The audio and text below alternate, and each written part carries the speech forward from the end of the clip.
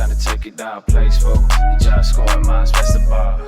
All right, ladies and gentlemen, I got your watch list coming into December 24th. Happy or Merry Christmas Eve.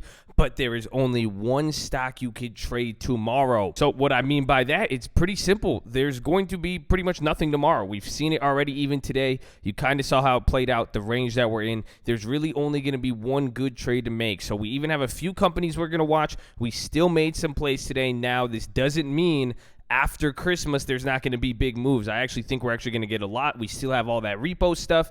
And again, this is like the 1 year anniversary. Last time we hit a real low on the bottom.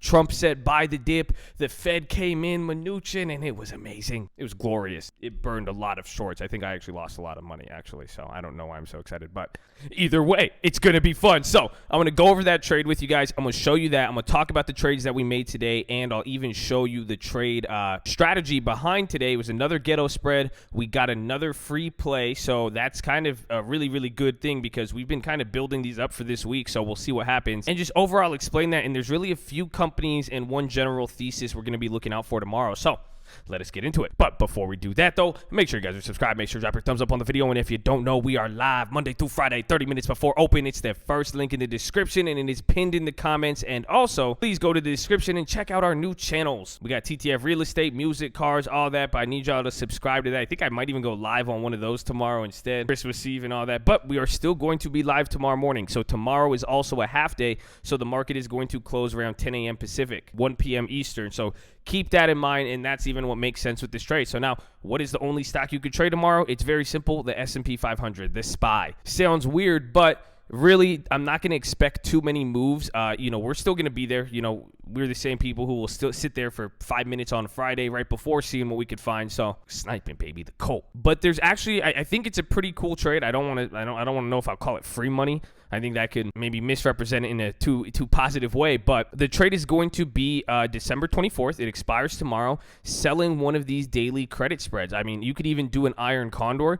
I think they're only going to pay like $12 or $10, but the risk is like 40. But I think it's going to be well worth it. I don't think we're going to get any big moves, or there might be that first move in the hour, but you could set up a move just shortly after it plays out. So time is going to move fast. Even the depreciation on these contracts will move, but I'm going to set up one of these. I think I'll take it. That's what I'm saying. I think it'd be easy $10, $20, little Christmas Eve stocking stuffer from Santa in the stock market. But that is really the only trade I could see happening beyond, a real random surprise in a mover. So keep your eye out for that. And that's pretty much going to be it. Everything is still in the cards for what we've been looking at, everything with the market, the Fed, and all that. So we'll keep an eye out on that. But there's a little chance you're going to get news or anything like that. There was China, and their markets didn't do too good, and the pound started to kind of give up a little bit. But I mean, we'll see what happens. Again, I'm still going to keep my opportunities open, but let us get into the plays. So I don't have too many companies to watch, but we'll talk about the first play, and then I'll talk about the ghetto spread and the AMD.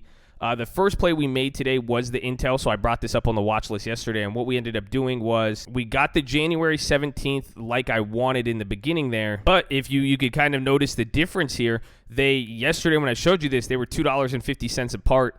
Each strike, they added a bunch more. That's why you can notice here, open interval is 0. These are brand new contracts. The market maker decided to make the market and create these individual ones. So they want to make more money on you guys. But I grabbed one small play, and then my plan was pretty much hold it. We'll see if we could ghetto spread it. They were a little expensive, and I did a scale in, but I got these 64.50s for January 2nd. I got 10 of these at 8 cents.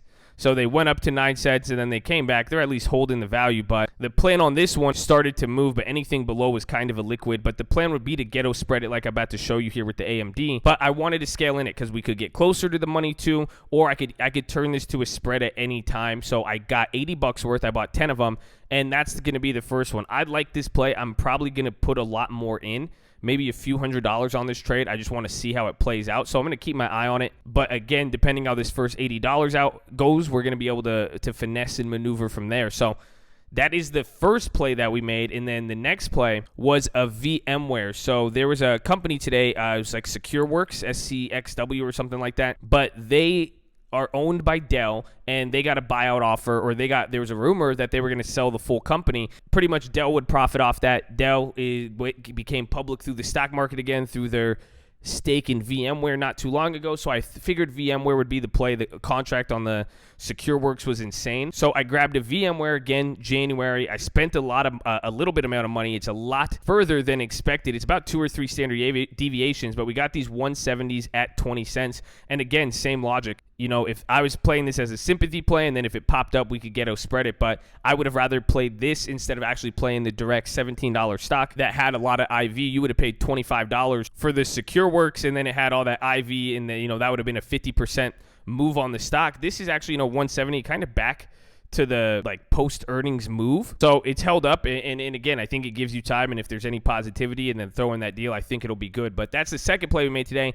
And now on to the ghetto spread. So if you guys remember this play, we did this last week. So we got it last week, getting a contract for this week, but we got these 47. So again, this was on the watch list. You had the stream alerts, you got that too. But we bought this at 4 cents. I bought 10 of these. We spent $40 literally. And then again, remember I bought that other one on the Robinhood. This one's up too. We got the January one. We spent 50. I spent $55 for 2 of these plays, 2 different durations, and it already worked out pretty well. They went up to 15 cents today, or even 18 cents at a high, so $40 to 180. But this presented a unique opportunity because we had a lot of contracts. I had 10 of these, so it allowed us to do the ghetto spread, even though the contract differences or the differences between strike prices on the contracts were small. Having a lot of contracts still gave you a lot of upside. So what I did, when these were at 15 cents, we were up like $120. The contracts were worth $150 total, but then we sold the 47.50s. So I sold 10 of these and I got 9 cents back. So I collected $90 by selling 10 of these contracts when they were at 9 cents. And then we're still holding the 47. So essentially we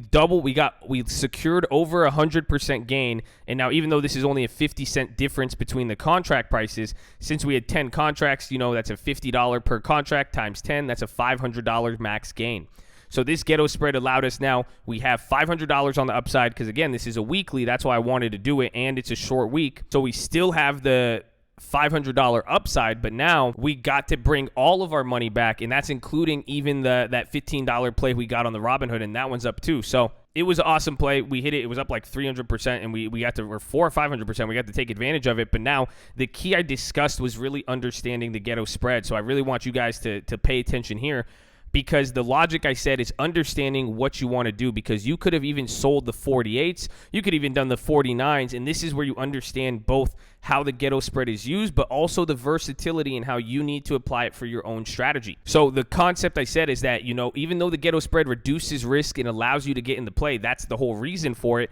It does not mean it's risk-free, and there's always a cost-benefit analysis that you need to do. So right off the bat, you have to understand what the carrying value of the contract is. So in the case when the stock was at 15 cents when we did the trade, 10 contracts at 15 cents is worth $150. That is how much cash you have, or value. So remember, we spent $40. It's now worth $150. So now the 2 variables that you need to factor in is how much money do you want to get up front, aka the minimum amount you want to walk away with, aka the price you sell the other contracts for. And then the other side is how much upside do you want, because the point of the ghetto spread is to still allow you to be in the game and profit off of the play while still keeping your hand in the cookie jar but reducing a lot of your risk. So for the first one, how much money you get back, the key idea is to get your money back. So I just needed $40 back.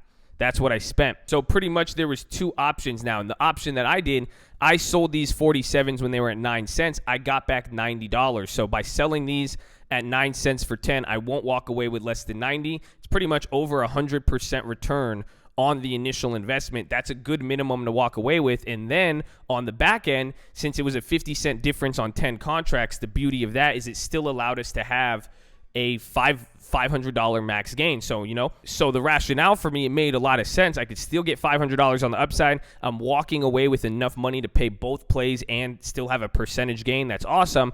But then the other alternative you could have done was the 48. So ask yourself this: if you did the 48, what are you sacrificing and what are you giving up? So if I sold the 48, these stayed around 5 cents pretty much the whole time. So it would have been, I sold 10 of these for $5. You would have got $50 back instead of 90. But now your back end, you would have got $1,000 max reward if it did end up going up, versus walking away with only $500 if it ended up hitting. So this is on you to figure out which one you prefer, but don't get caught up thinking, when you do the ghetto spread, you're not sacrificing anything. And a lot of times some people will do the ghetto spread and they'll do the big max gain and they'll just get their money back, which isn't bad, but you have to think, does it make the most sense all the time? So in this case, you could have done that, but the stock would have to go to 48 to hit that $1,000, but that trade is going to be a wash, aka you're only getting your $40 back. But now in this whole discussion, you can't forget, and this is what often gets ignored with the ghetto spread, the current contract has a carrying value. So it's not like you're only risking $40 or this. It's the fact that the contract's worth $150 at the moment. It doesn't really make sense to take $40 back and then get a real low probability of hitting that max gain, when if that's the case, you could just an option that is really there. If you can't find the best ghetto spread to do, you take the value. You could walk away with $150, cash out, and call it a day. So that's the real main point within understanding it. So that's why I went with a lower back end, but we got our money back. So again, it's only a $60 difference between the value. So realistically, I was risking that $60 difference to make that $500 on the back end. That's a lot better than risking that $100 to make the $1,000. So think about that math when you do the ghetto spread, but that is pretty much it. So let's move on. Finally, the last plays I'm going to be looking at. There's not going to be too much. Boeing CEO left today. That was important, but the stock went up. I think there's definitely going to be a continuation from here, but watch the key levels. If it stays in this range below 340, this is going to be a great iron condor, and you're going to definitely see a follow-up. Then Facebook, they were killer today, but then they came up really high and then dropped really sharp. I'll take a look at them. And then UNH and Cigna, watch healthcare tomorrow, just in case that could be one of the ones that randomly moves. And then finally, Tesla, they had a big pop today. So again, both premium or if they keep going up, that could be a very, very interesting one to watch.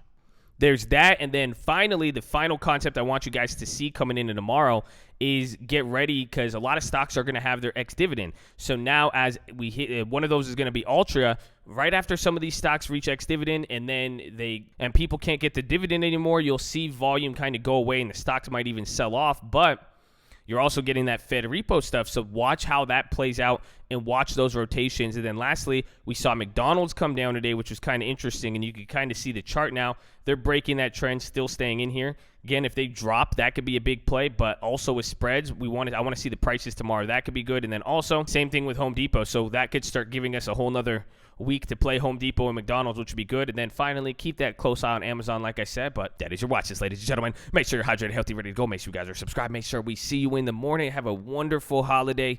Take it easy, relax, but keep your head in the game. It's funny, we keep looking at the end of the year. I need y'all to get ready for now the beginning of the year. Blessed to have all you guys. Let's source all that information. Keep it positive. Get your helmet on straight. The unexpected. All my unlikely killers out there, you got something coming your way, baby. So let's get it and let's go.